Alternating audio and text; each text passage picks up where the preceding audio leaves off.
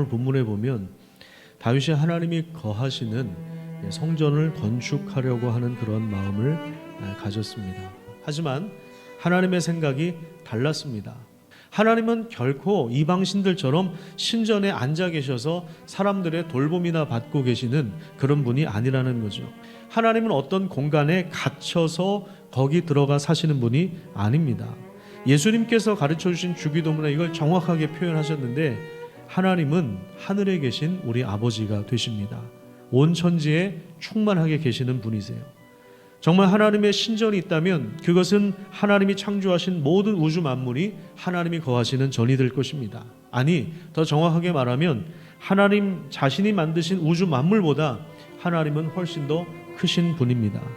다윗은 자신의 그 열심을 가지고 자기 힘으로 하나님을 위해서 무엇인가를 하려고 했지만, 사실은 하나님께서 다윗을 위하여 무엇인가를 하셨습니다. 그 내용이 8절부터 나옵니다. 하나님께서 목동이었던 다윗을 부르셔서 왕으로 삼았다는 거예요. 이거 하나님이 하신 일이죠. 자, 두 번째로 하나님이 하신 일이 뭐냐면 다윗의 원수를 멸하여 주셨어요. 사울 왕이 다윗을 얼마나 죽이려고 노력을 했습니까? 그런데 하나님께서 지켜주셨어요. 그리고 내가 너의 이름을 위대하게 만들어줄 것이다. 그 다음에 10절에 보시면 내가 또 내 백성 이스라엘을 위하여 한 곳을 정하여서, 한 장소를 정해서 거기다가 그 나라를 심을 것이다. 그리고 거주하게 하고 거기에 심을 것이다. 지금 여기서 8절에서 11절까지 살펴본 바에 의하면 다윗이 하나님을 위해서 뭔가 한 게 아니라 사실은 하나님이 다윗을 위해서 뭔가를 하셨고, 그리고 앞으로도 다윗을 위하여 뭔가를 하실 것을 말씀하신 것입니다. 자, 그런데 이것을 가만히 이렇게 들여다보면 아브라함에게 주셨던 그 약속과도 겹치는, 중첩되는 부분들이 있죠. 하나님의 약속은 아브라함에게 주신 그 약속을 조금 더 확대해서 하신 말씀이라는 것을 알게 됩니다. 11절 하반부부터 16절까지의 내용을 보통 다윗 언약이라고 그렇게 부릅니다.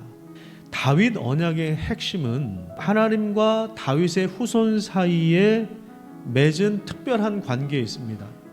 14절을 보시면요, 하나님은 아버지가 되시고 다윗의 후손들은 아들이 될 것이다.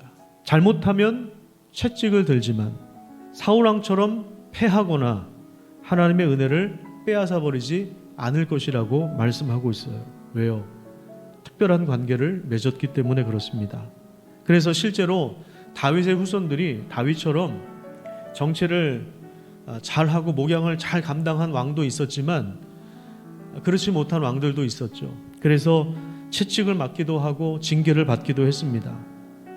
이방 나라의 멸망을 당하기도 하고 나라를 빼앗기기도 했습니다. 하지만 하나님과 맺은 이 언약의 관계, 부자 관계가, 특별한 관계가 깨진 것은 아닙니다. 하나님께서 다윗과 그 후손을 통해서 왕권을 견고하게 세우는 것은 나라의 흥망성쇠가 정치적인 능력이나 리더십에 달린 문제가 아니라고 하는 것을 보여주고 있는 거예요. 그럼 뭐에 달려있다는 겁니까? 바로 하나님과의 관계에 달려있다. 특별히 하나님께서 아버지가 되시는 은혜, 언약을 맺으시는 하나님의 은혜와 구원의 능력에 달려있다는 것을 하나님께서 다윗 언약을 통해서 말씀해 주신 것입니다. 나는 그에게 아버지가 되고 그는 내게 아들이 된다라고 하는 이 말씀은 다윗의 후손을 통해서 오시는 아들 예수 그리스도를 통해서 실제로 이루어졌습니다. 신앙이라고 하는 것은요, 하나님이 누구신지를 알고 하나님이 우리를 위해서 또 이 세상을 위해서 무엇을 행하셨는지를 먼저 깨닫고 그 은혜에 감사하며 반응하면서 나오는 것, 이것이 바로 진정한 믿음이라는 사실을 기억하시기를 축복합니다. 우리가 하나님을 위해서 집을 지어드리는 것이 아니에요.